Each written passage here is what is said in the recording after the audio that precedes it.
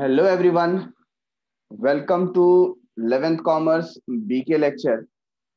Currently we are in chapter number 3, journal entries, and we are going to solve question number 8 from practice problem today. So come to page number 87 in your textbook. Here in front of you, you can see question number 8 is there.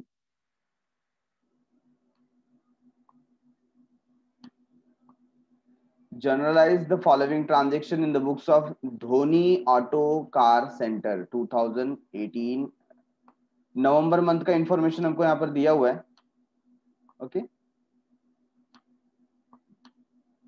और इसकी journal entries हमें पास करनी है. So let's move on towards the solution part. एक एक करके हम उसको रीड करेंगे और सॉल्व करेंगे. Draw the format as you can see on the screen. Solution number 8, journal entries in the books of Dhoni Auto Car Center. Date, particulars, ledger folio, debit rupees and credit rupees. This is how you are going to make the format. ठीक है, तो हम entry number 1 से start करते हैं. Already you know कि कैसी entry यहाँ पर पास करनी है. So on 1st November sold 1000 shares for ₹100 each and paid brokerage at the rate 1% and amount credited to our account. यहाँ पर हम अपना इन्वेस्टमेंट सेल कर रहे हैं. Investment in shares. कितने शेयर्स थे? 100. ठीक है, तो यहाँ पर मेंशन करता हूं sale of investment in share. जो शेयर में हमने इन्वेस्ट किया था उसको हम क्या कर रहे हैं? सेल कर रहे हैं. अब ये जो सेल है वो 1000 शेयर का है. ठीक है, 1000 शेयर ऑफ ₹100 ईच. तो यहां पर हमें वैल्यू मिलेगा 1 लाख. Isn't it? 1 लाख का हमने क्या किया? सेल किया यहां पर. ठीक है, अच्छा, सेल करने के समय हमने ब्रोकरेज भी पे किया और ब्रोकरेज कितना पे किया? 1%. तो यहां पर हम लिखेंगे लेस 1% ब्रोकरेज.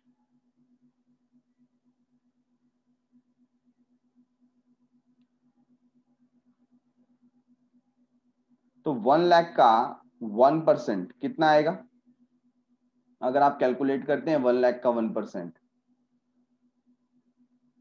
सो आपको वहां पर अमाउंट मिलेगा 1000. ठीक है, कितना मिलेगा? 1000. तो 1 लाख माइनस 1000. ठीक है, और फिर हमें जो फिगर मिलेगा वो मिलेगा 99,900, sorry 99,000.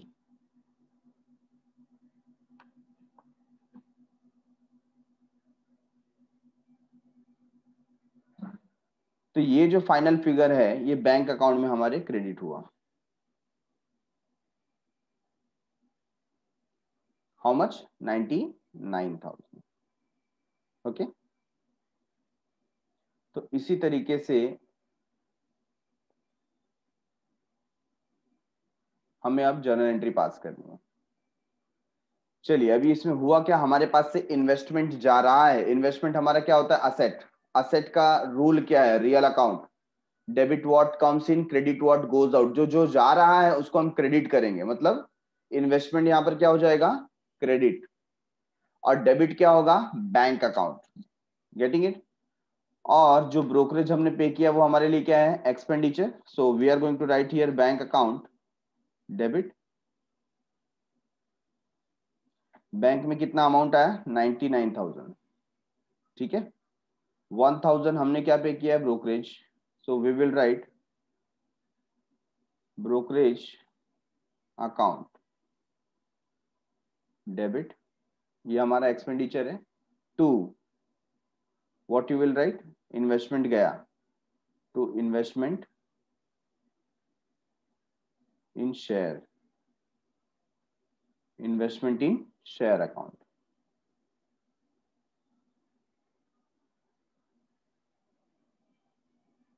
being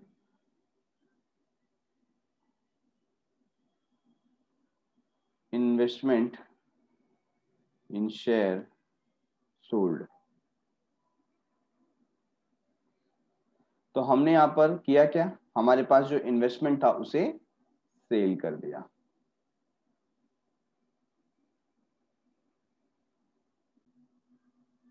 on 4th November purchased goods from Ashish and company, nowhere it is written कि हमने पेमेंट किया है, सिर्फ बताया है we have purchased, that means we will take it as a credit transaction. Credit transaction है हमारे लिए, परचेसेस है, तो परचेस क्या होता है, एक्सपेंस, और फिर क्या करना होगा, डेबिट करना होगा।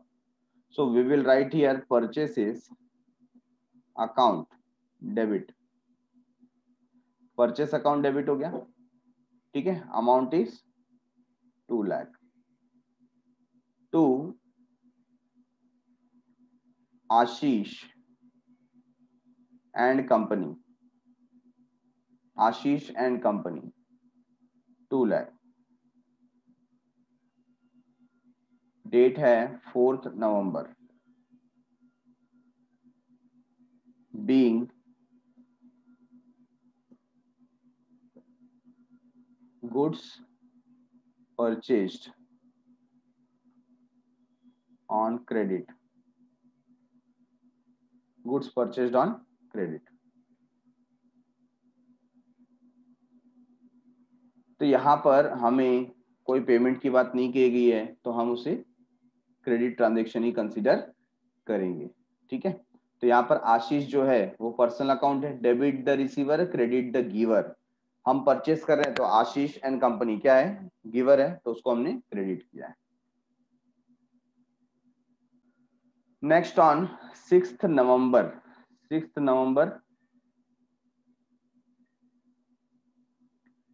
नवंबर को देखिए, sold goods to Virat and company. Again हमें पेमेंट रिसीव हुआ है नहीं हुआ है, नथिंग इज मेंशन, तो हम यहाँ पर डेबिट द रिसीवर करेंगे, Virat and company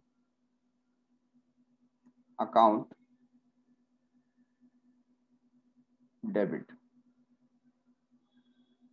amount is 1,50,000। और सेल्स हमारे लिए क्या है, income, credit all income and gains, तो क्या लिखेंगे, टू सेल्स अकाउंट 1,50,000 being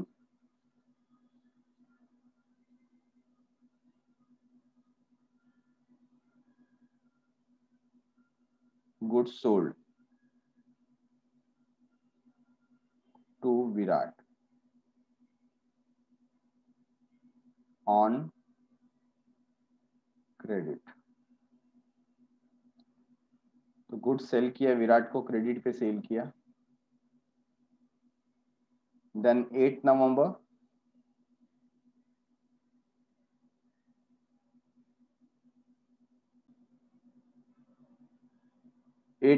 को एडवर्टीजमेंट हमारा क्या है, एक्सपेंस है, तो एडवर्टीजमेंट अकाउंट डेबिट हो जाएगा।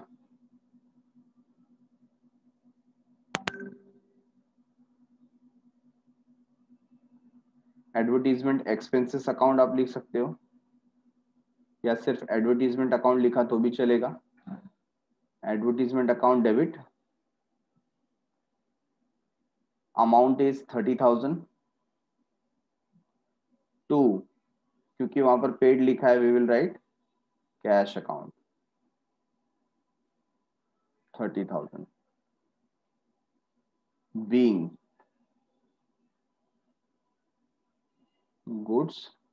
being paid for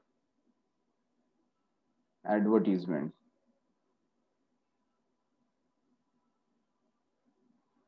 paid for advertisement।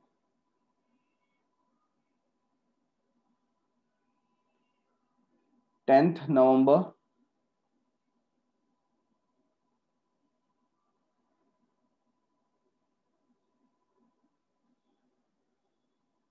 paid for printing and stationery, very easy, है ना, ये भी क्या एडवर्टीजमेंट के जैसे एक्सपेंस है, तो what we will write, printing and stationery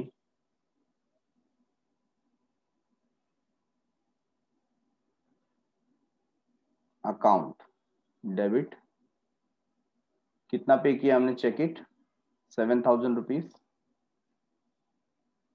to, क्या आ जाएगा, cash account 7,000,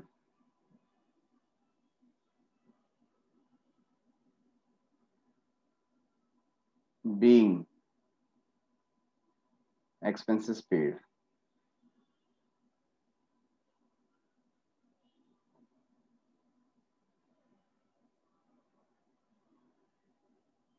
being expenses paid. Next is 12th November, purchase goods from Prakash and Company. तो easy entry, बट यहाँ पर जीएसटी भी है तो इनपुट आ जाएगा on 15th November, paid sorry, not on 15th November, it should be on 12th November. So 12th November, purchase goods from Prakash and Company, so we will write purchases account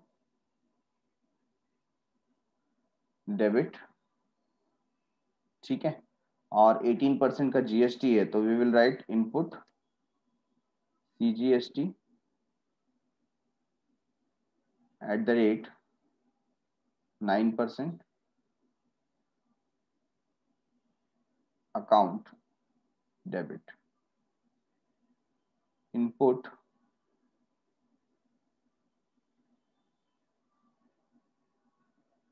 SGST at the rate 9% account debit to, किससे purchase किया है, प्रकाश and company,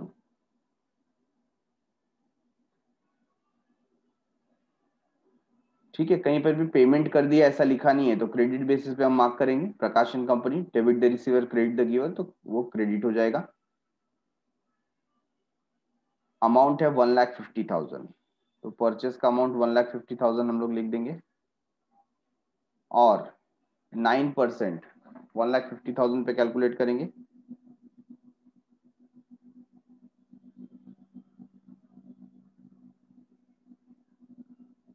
13,500,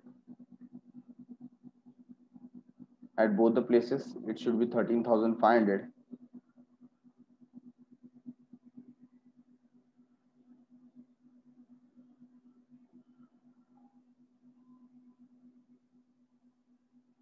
and total is 1,77,000,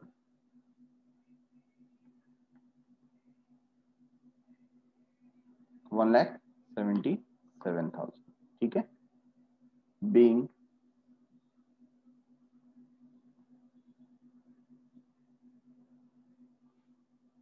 goods purchased and GST paid, या goods purchased on credit,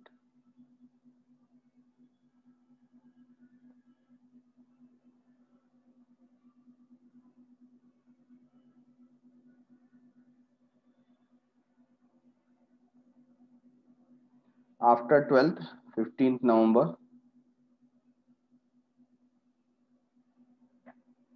paid for transport charges rupees 10,000 at 12% GST, transport charges पे कर रहे हैं तो again expenses है तो डेबिट हो जाएगा, ट्रांसपोर्ट चार्जेस अकाउंट डेबिट,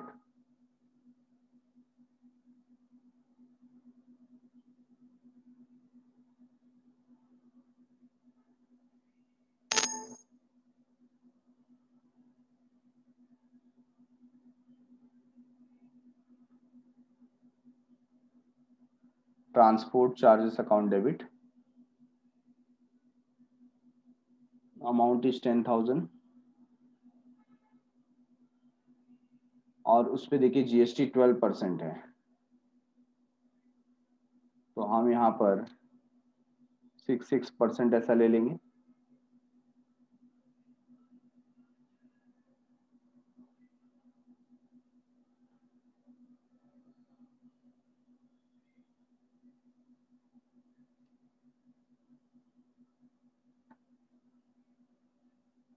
तो 10,000 पे 6%, 600,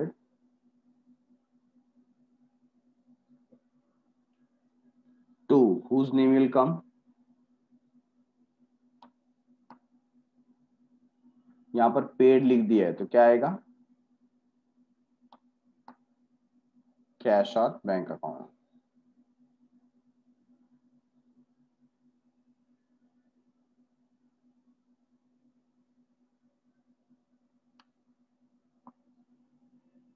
$11,200 is the answer.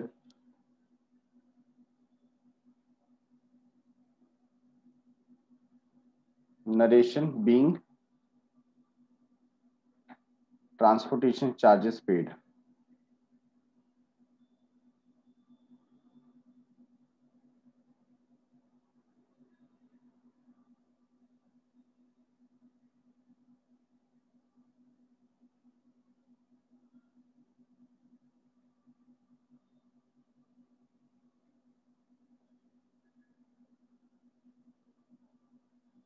Transportation charges paid.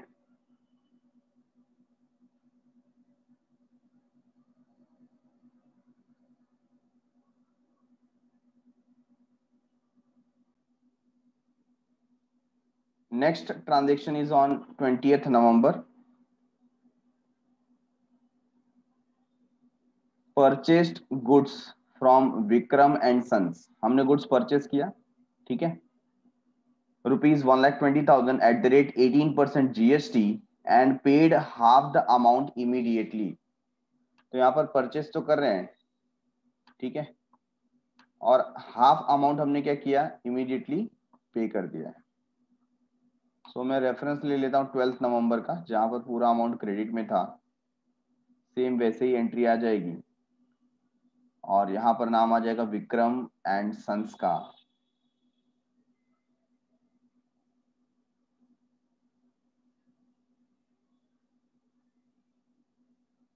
ठीक है, सो परचेस का अमाउंट देखिए कितना है, 1,20,000।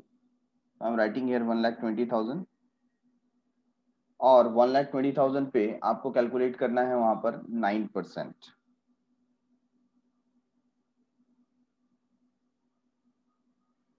Amount is 10,800,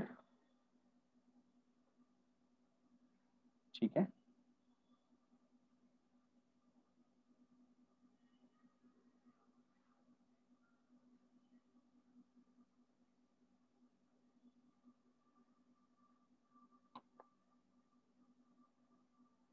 and here you can see half the amount is paid in cash, so we will write to cash और bank account. So total आप check कीजिए, total is 1,41,600। तो 1,41,600 का हाफ अमाउंट कितना होगा,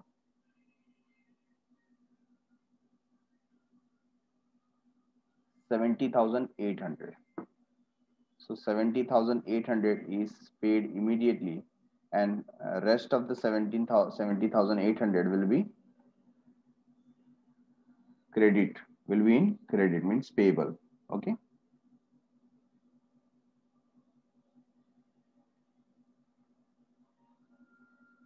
So I hope this transaction is very much clear. जैसे हमने transaction number 12 का किया था, वहां पर कोई पेमेंट नहीं था, बट यहाँ पर हमने हाफ पेमेंट किया हुआ है, तो उसको हम कैश और बैंक अकाउंट में हमने शो किया। Next on 25th November, paid to Prakash and Company less 10% discount. Paid to Prakash and Company. अच्छा, क्यों पे कर रहे हैं, प्रकाश एंड कंपनी से कोई गुड्स परचेस हुआ था, चेक कीजिए। सो यहाँ पर जो 25th का ट्रांजिशन दिया हुआ है, उसका रेफरेंस हमको 12 नवंबर को मिलता है कि प्रकाश एंड कंपनी को हमने 1,50,000 रुपीज का गुड्स सेल किया था। अब यहाँ पर एक क्वेश्चन हमने ऐसा और किया था जिसमें डिस्काउंट की बात हो रही है, तो दो अल्टरनेटिव हो सकते हैं इसके, तो मैं सोल्यूशन नंबर 1 यहाँ पर कर रहा हूँ, आप चेक कीजिए। यहाँ पर परचेसेस जो वैल्यू है, ठीक है, ये जो परचेस का वैल्यू है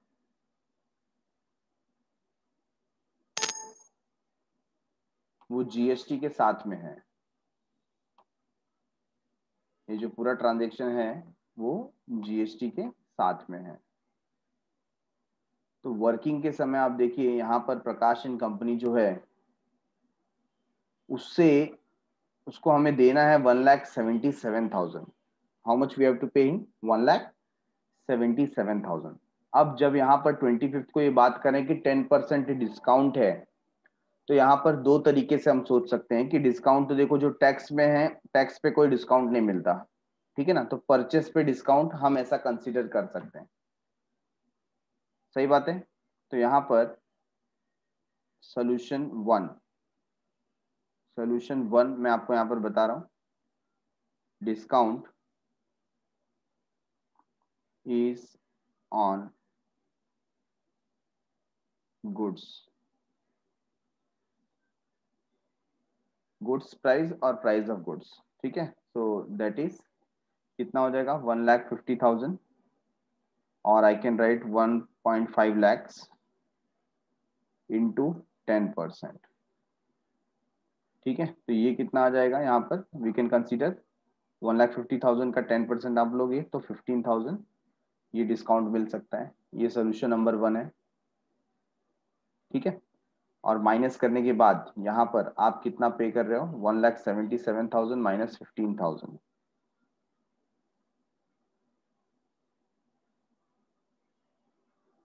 so amount comes to 1,62,000। Okay, तो ये एक सोल्यूशन ऐसा हम सोच सकते हैं। दूसरा अल्टरनेट सोल्यूशन,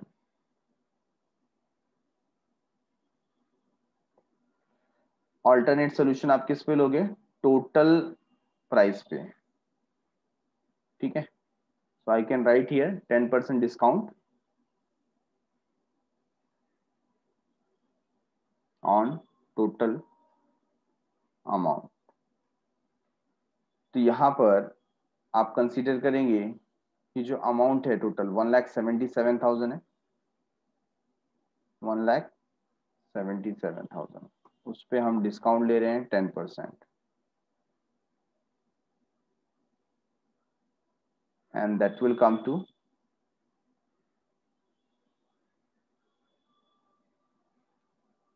17,700, ठीक है, 17,700।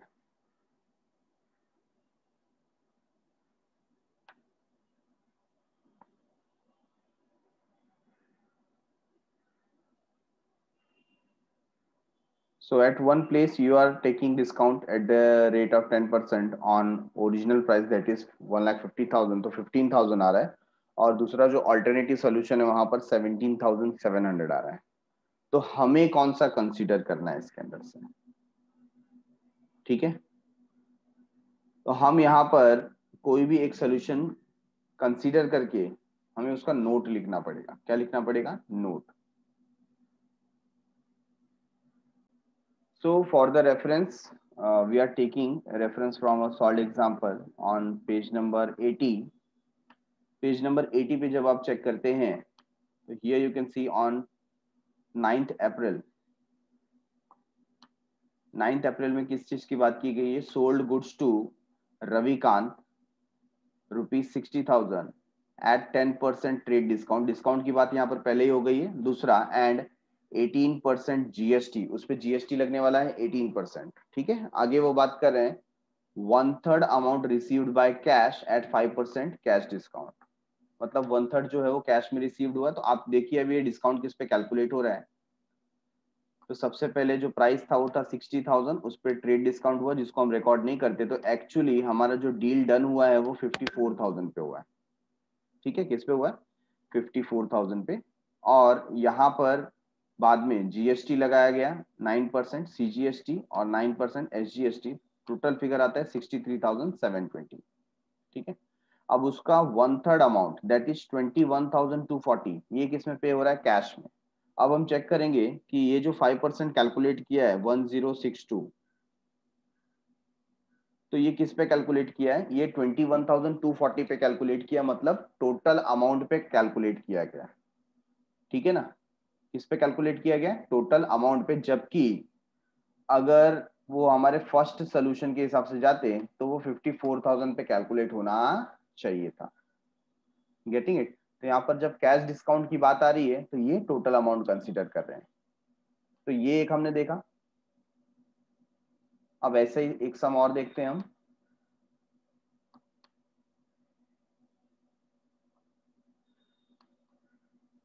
अब यहाँ पर भी डिस्काउंट की बात कर रहे हैं तो ऑन 26 अप्रैल, तो 26 अप्रैल को आप रीड कीजिए। Sold goods to Ashok for cash 13,000 rupees का गुड्स हमने सेल किया है, 12% जीएसटी लेस 10% कैश डिस्काउंट। अब यहाँ पर कैश डिस्काउंट डायरेक्ट देने की बात चल रही है, ठीक है। तो हम चेक करते हैं यहाँ पर इन्होंने कैसा कैलकुलेट किया है। सो 13,000 का वैल्यू है 780 रुपीज, देखिए इस पे जीएसटी आ गया और ये टोटल लेके आ गया 14,560। बट जब इन्होंने डिस्काउंट कैलकुलेट किया तो इन्होंने डिस्काउंट अगेन किस पे कैलकुलेट किया? 13,000 पे। तो ये खुद डबल स्टैंडर्ड पे चल रहे हैं। एक सम में वो मेन जो वैल्यू है उस पे कैलकुलेशन करते हैं, और दूसरा जो हमने देखा सेकंड सम में, जहां पर वहां पर भी हाफ 1/3 पेमेंट कैश में किया है, तो वहां पर वो टोटल अमाउंट पे डिस्काउंट प्रोवाइड कर रहे हैं, ठीक है। ये जो डिस्काउंट प्रोवाइड हो रहा है 1062, ये टोटल अमाउंट पे प्रोवाइड हो रहा है, दैट इज 21,240। Getting it? तो इनका खुद का जो वर्किंग है उसमें डबल आपको अल्टरनेटिव सोल्यूशन ऐसा दिख रहा है। तो यहाँ पर हम अपनी तरफ से इसको सॉल्व कर सकते हैं। आइए सोल्यूशन देखते हैं हम। तो यहाँ पर जो हम लोग कैलकुलेशन कर रहे हैं, whether you take original amount as 1,50,000 और टोटल अमाउंट एज 1,77,000, जो भी आप लिखें उसके नीचे आपको नोट मेंशन करना है। क्या मेंशन करना है? नोट मेंशन करना है, ठीक है। तो यहाँ पर मैं नोट लिख रहा हूं।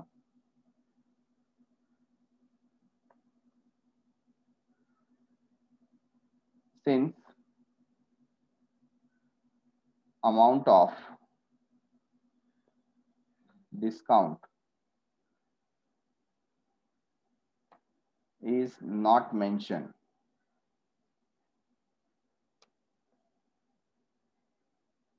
hence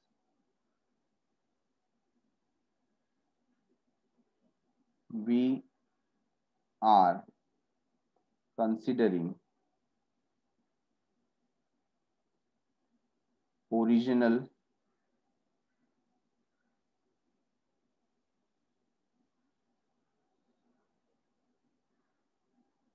considering original purchase value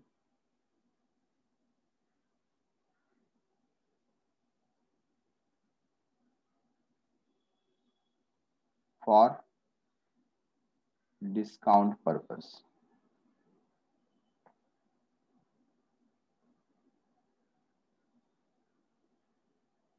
Okay. Alternatively, discount can also be calculated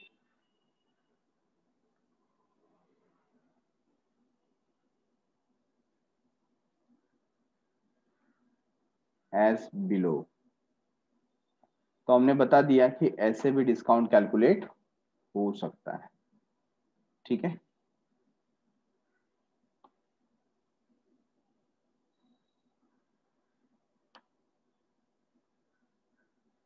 तो ये पर्टिकुलर नोट आपको मेंशन कर देना है।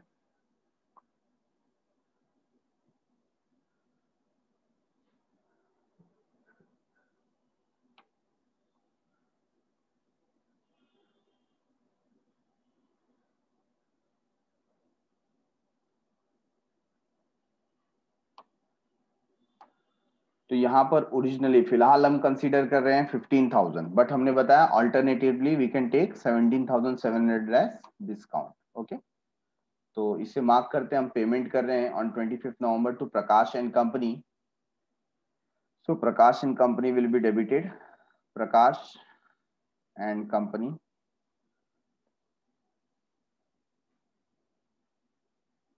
अकाउंट डेबिट सो हमें पे करना था 1,77,000 and we are paying to bank account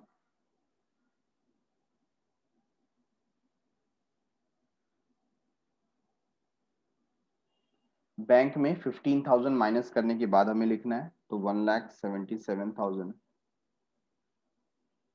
minus 15,000, 1,62,000 will be the answer. और रिमेनिंग जो 15,000 आ जाएगा ये हम मार्क करेंगे to discount.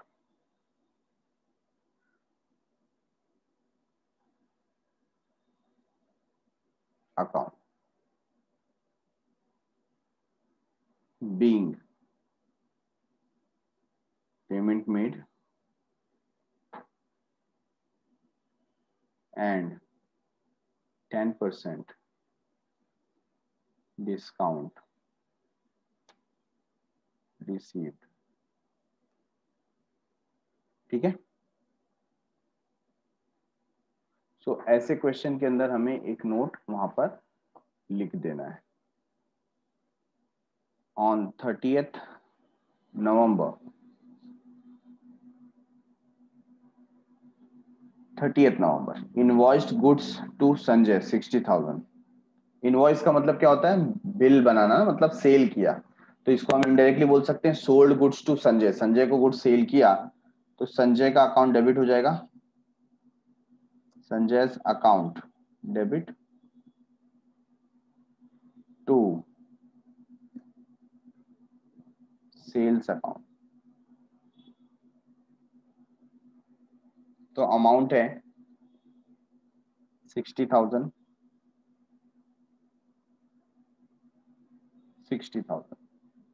being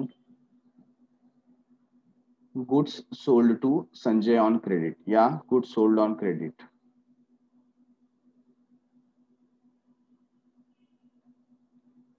goods sold on credit।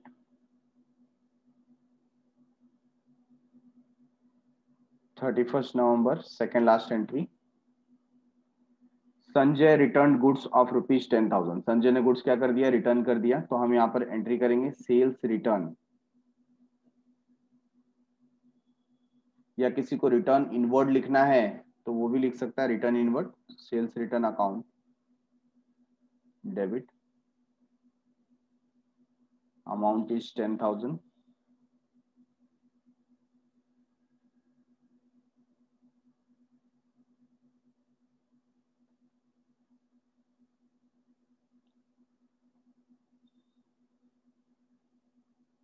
To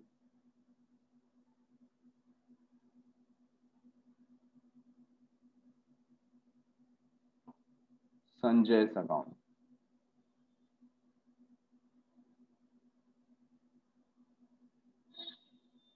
$10,000 being goods returned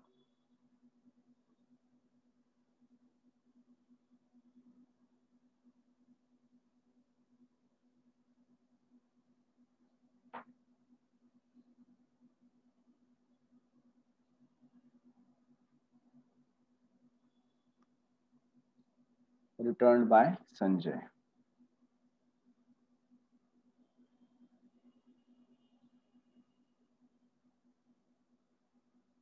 31st November last entry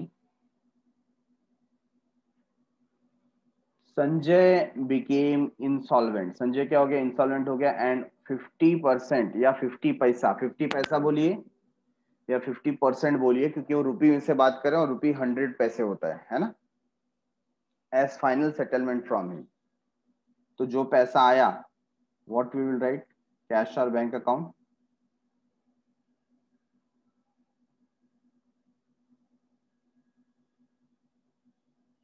debit. जो पैसा मिलेगा कैश और बैंक अकाउंट डेबिट। जो नहीं मिलेगा वो हमारे लिए क्या हो जाएगा? Bad debts.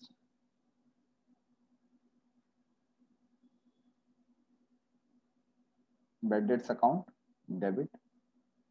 तो जो डेटर से पैसा नहीं मिलता उसको हम क्या बोलते हैं? Bad debts to Sanjay account. ठीक है,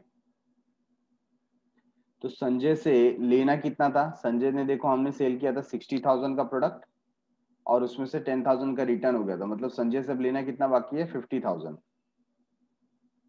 ठीक है, और ओनली 50 पैसा इन रुपी रिकवर कर पा रहे हैं, दैट मीन्स 50,000 की जगह पे 25,000 रिकवर हुआ, 25,000 हमारा पैसा डूब गया। बीइंग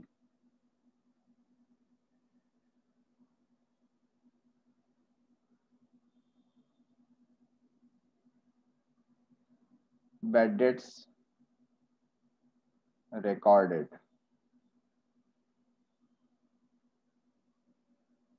सो कैश और बैंक अकाउंट डेबिट, क्योंकि वहां पर फुल एंड फाइनल सेटलमेंट बोला है, तो बाकी का जो भी रह गया वो बैड डेट्स कंसीडर किया जाएगा।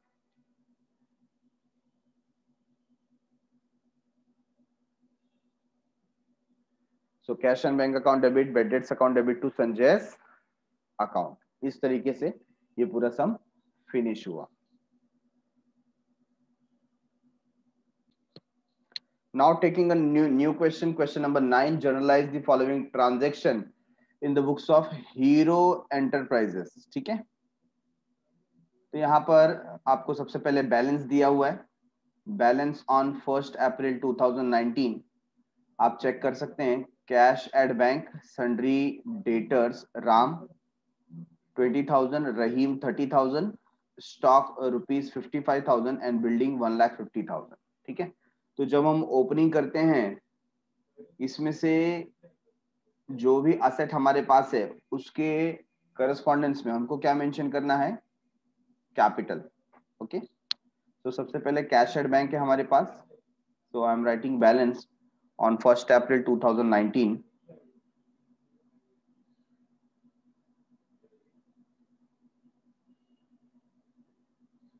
Cash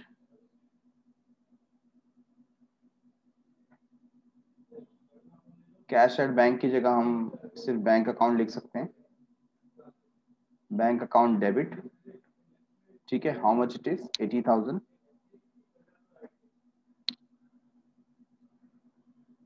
then we have sundry debtors Ram and Rahim, तो हम इसको साथ में लिख सकते हैं, sundry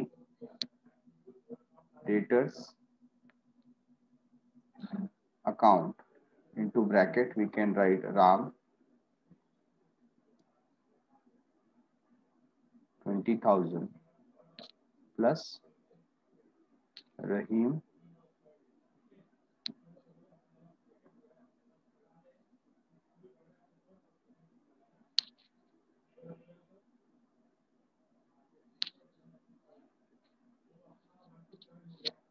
30,000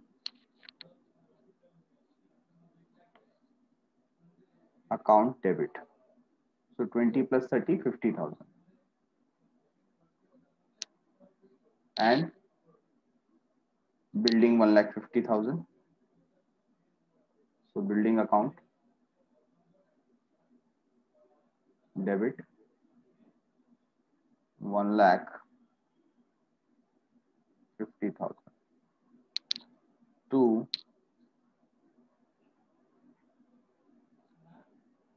capital account। This all thing will go to capital account। ठीक है, कैपिटल कितना कंसीडर करेंगे हम? 2,80,000।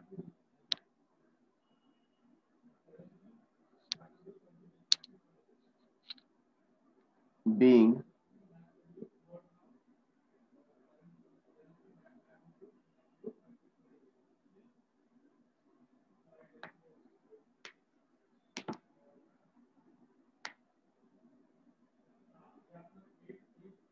balance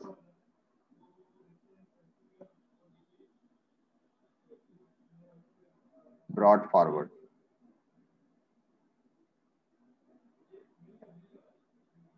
हमने बैलेंस ब्रॉट डाउन किया। ठीक है, तो इस तरीके की एंट्री आ जाएगी।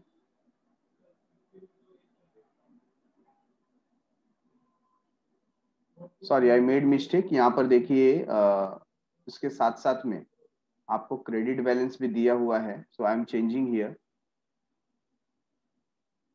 ठीक है, I am changing this particular transaction. तो क्रेडिट बैलेंस को हम क्रेडिट साइड में लिखेंगे 2। दे have given creditors of Swapna, so creditors account Swapna 20,000 plus Rohit 30,000। ठीक है, so amount is 50,000 and then we have bank loan, so 2 bank loan account। so ये credit side का balance है, amount is 50,000। okay, now whatever is remaining that will go to capital account।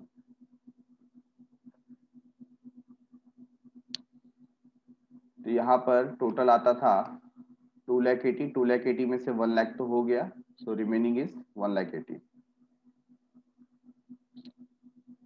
okay, so now we can write being balance brought forward or brought down, you can write।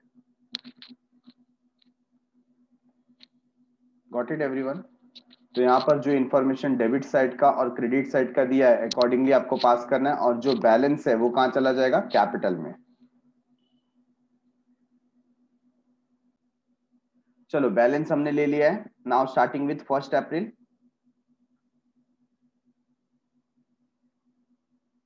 So again I am going to put this date 1 April। Purchased goods worth rupees 1,50,000 from Prashant and company less 10% trade discount। तो यहाँ पर आप लिखेंगे purchase आप कर रहे हैं, you will write purchase account debit.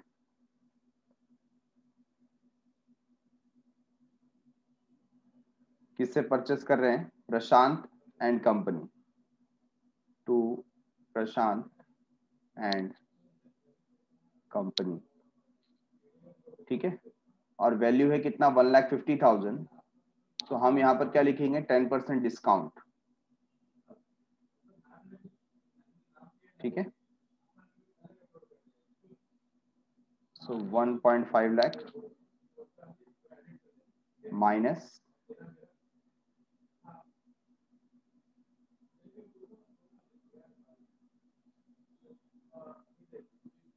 10%। 10% का क्या, ट्रेड डिस्काउंट। तो वहां पर 15,000 लेस हो जाएगा, remaining is 1,35,000।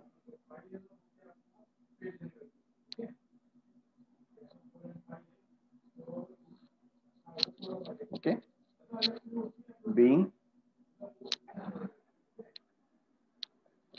Goods purchased on credit।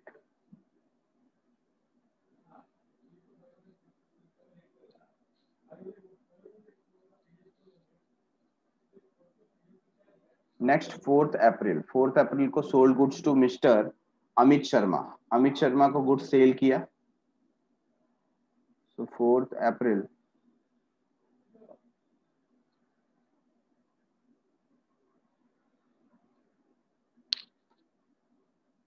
अच्छा सेल किया है तो मिस्टर अमित शर्मा जो है वो डेबिट हो जाएंगे। We can write mister Amit Sharma account debit to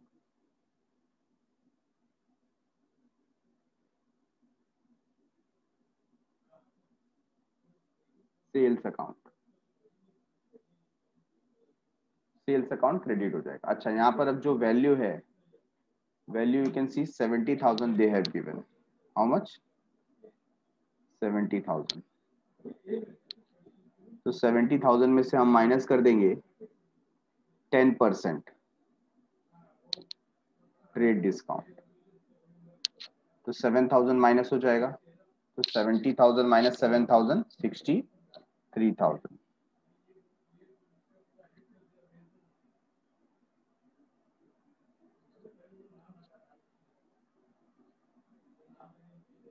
okay, being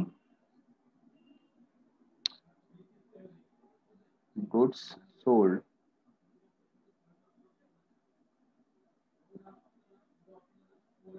on credit.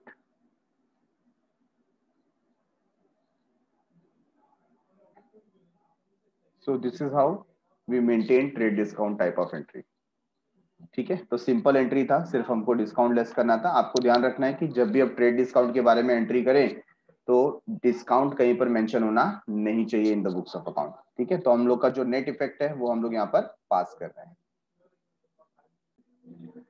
So now taking 9th April,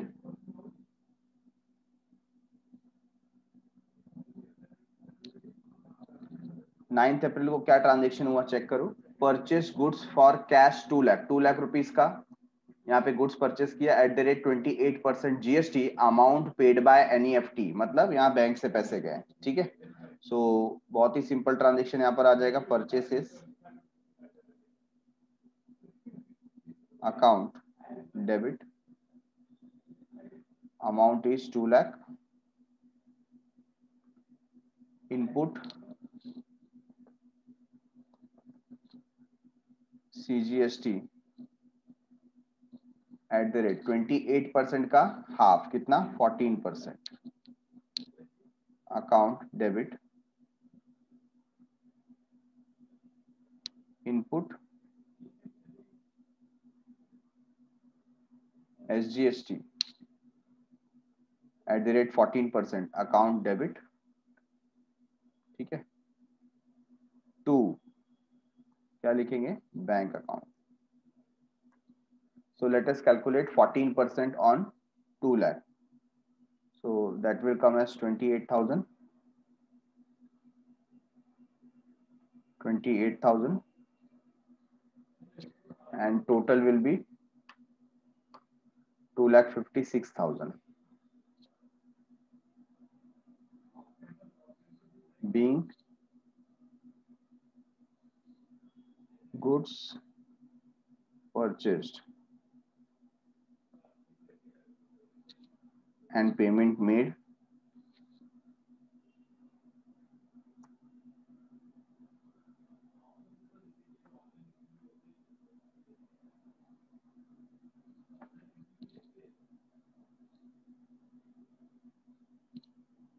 after 9th April 12th, sold goods to Aditya Ray of rupees 90,000, 28% GST। Similar है, सिर्फ purchase की जगह पे क्या हो गया, सेल हो गया। तो 12th अप्रैल किसको सेल कर रहे हैं, आदित्य रे, आदित्य रेज अकाउंट डेबिट। ठीक है, to sales account. So sales का क्या वैल्यू है चेक करो, 90,000 and we will write to output CGST at the rate, कितना परसेंट बोला है, 28%, तो 14% हाफ हो जाएगा।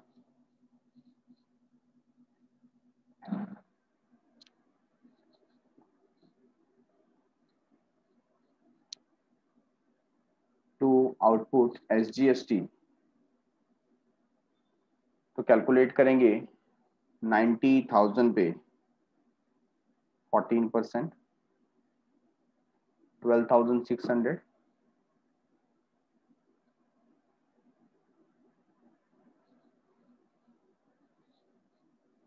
total of this is 1,15,200, 1,15,200। तो ये हमें अमाउंट लेना है।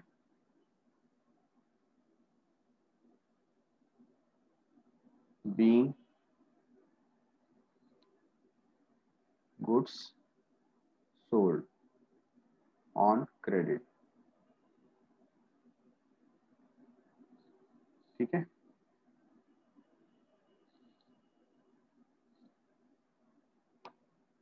Next transaction on 17th April, sorry 15th April, paid for rent 5,000 and salary 18,000. Very simple. Rent account debit, salary account debit.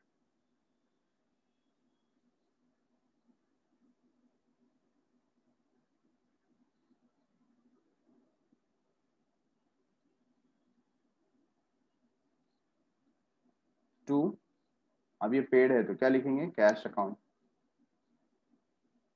15th April. तो रेंट कितना पे किया चेक कीजिए, 5,000, and for salary we have paid 18,000. तो 23,000 आ जाएगा total expenses paid in cash being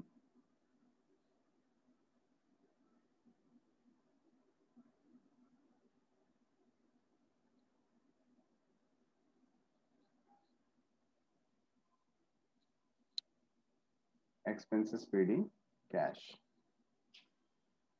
17th April.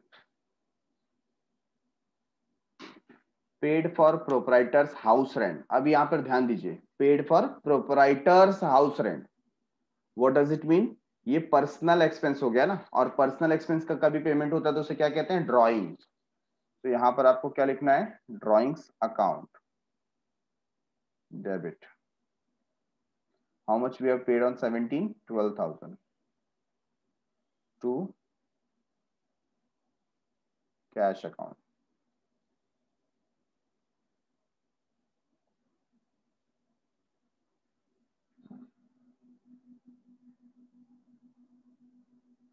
$12,000 being paid for owner's house rent. So ये personal expense हो गया.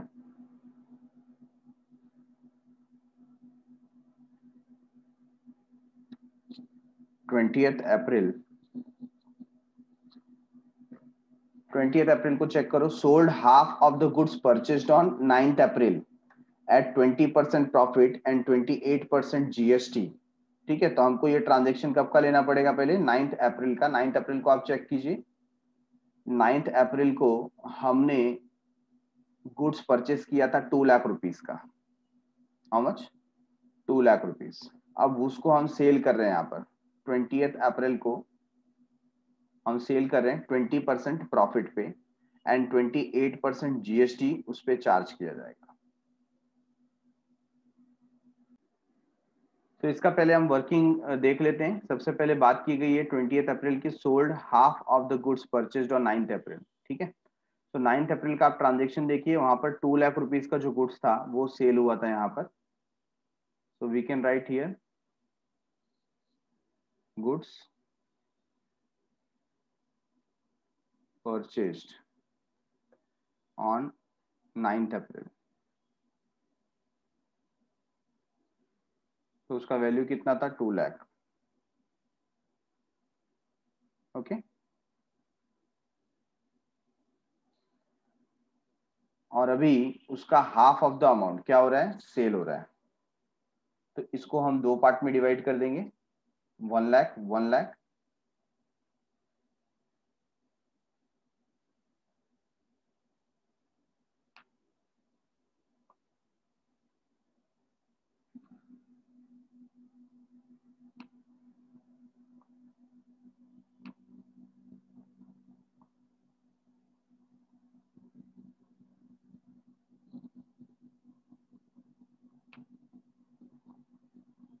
यहाँ पर 1 लाख आ गया, 50% ऑफ द अमाउंट, और यहाँ पर भी 1 लाख, 50% ऑफ द अमाउंट. ठीक है, तो ऑन 20th अप्रैल को बोल रहे हैं sold half of the goods purchased on 9th April at 20% profit. तो इसके ऊपर क्या आएगा, 20% प्रॉफिट. तो यहाँ पर मैं लिखता हूं एड 20% प्रॉफिट.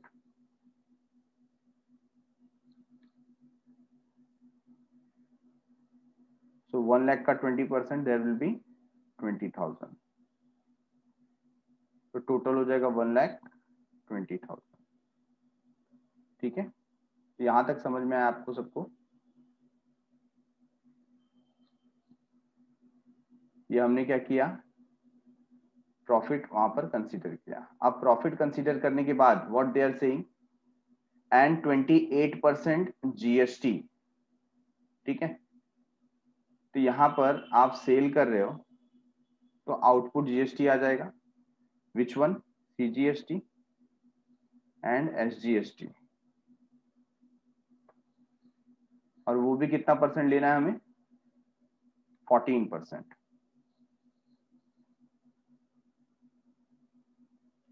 तो 1,20,000 पे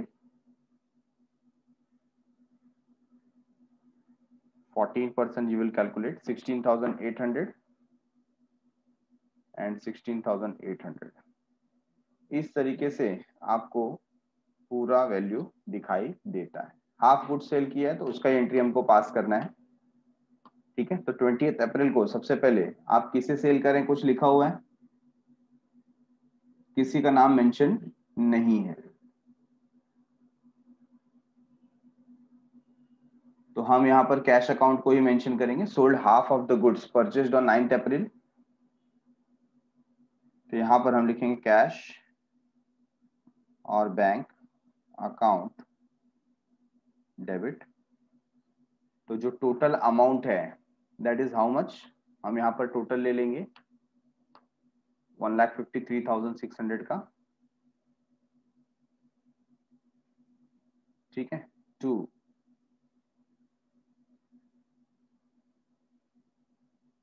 सेल्स अकाउंट, सेल्स अकाउंट में कितना आ जाएगा, 1,20,000। To output CGST at the rate 14% account, to output SGST at the rate 14%।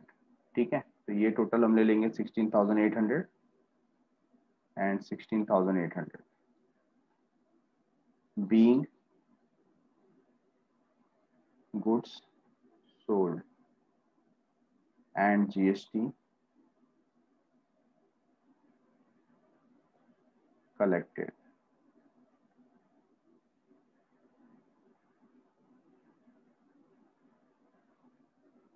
Okay,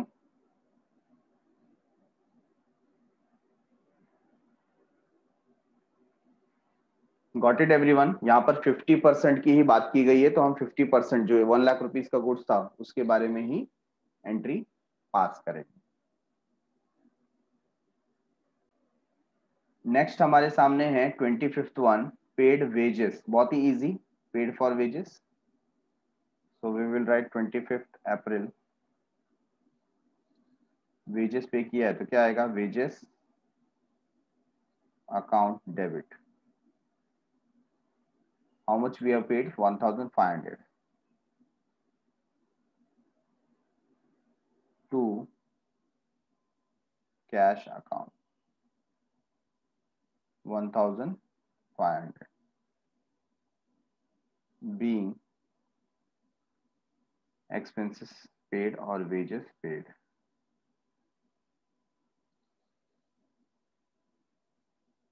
ठीक है, तो कितना सिंपली तरीके से 25th अप्रैल का हो गया, बहुत इजी दिया हुआ था। नेक्स्ट अगेन 25th अप्रैल,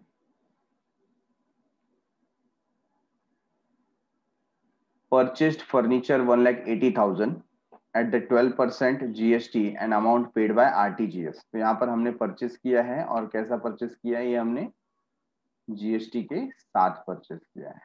ठीक है, क्या परचेस किया हमने, चेक करो, गुड्स परचेस किया है या फर्नीचर परचेस किया है, फर्नीचर परचेस किया है ना। तो यहाँ पर इंस्टेड ऑफ परचेसेस क्या आना चाहिए, फर्नीचर।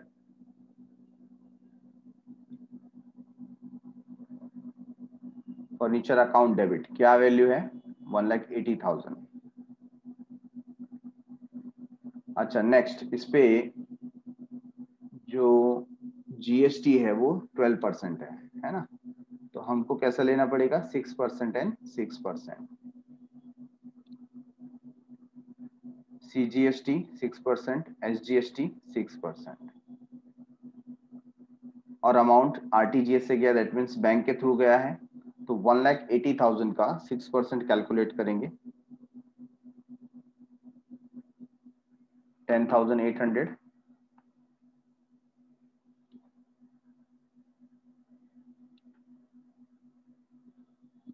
एंड बैंक अकाउंट में टोटल आ जाएगा 2,01,600।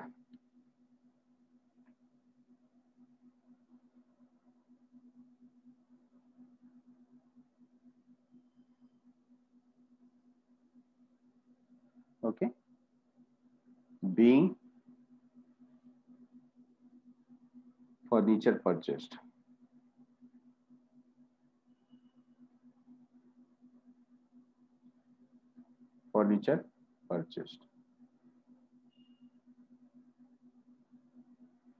next 28 अप्रैल,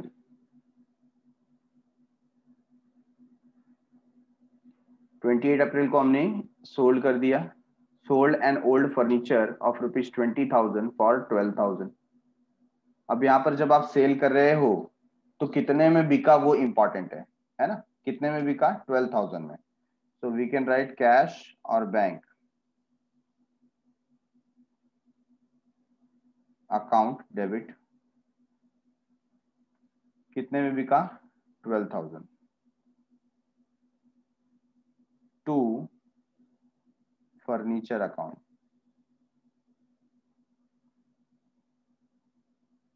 तो फर्नीचर था कितने का, फर्नीचर था 20,000। तो जो रिमेनिंग 8,000 है उसको हम क्या लिखेंगे, loss on sale of furniture.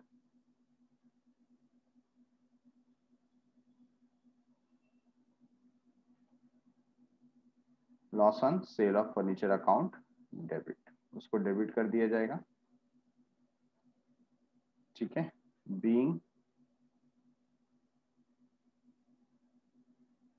Furniture sold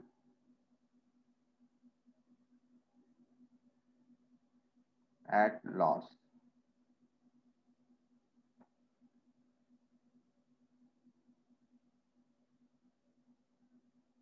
furniture sold at loss. And last one, sold share of ₹10,000 for 15,000 and amount received by check। तो 30th अप्रैल को हम सेल कर रहे हैं तो पैसा चेक से आया है, बैंक अकाउंट डेबिट। ठीक है, क्या सेल किया, शेयर सेल किया, तो इसको क्या बोलेंगे, investment in shares.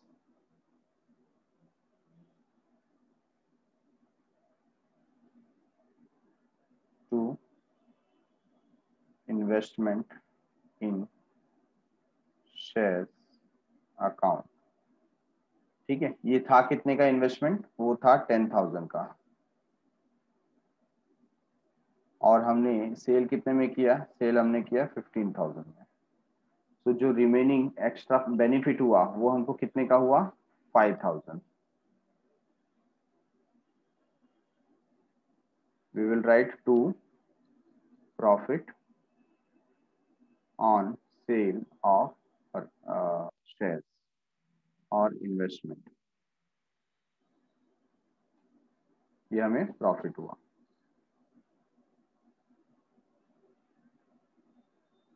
Being investment sold at a profit. ठीक है, इन्वेस्टमेंट हमने प्रॉफिट पे सेल किया है। सो गॉट इट एवरीवन, कैसे हमें सॉल्व करना है।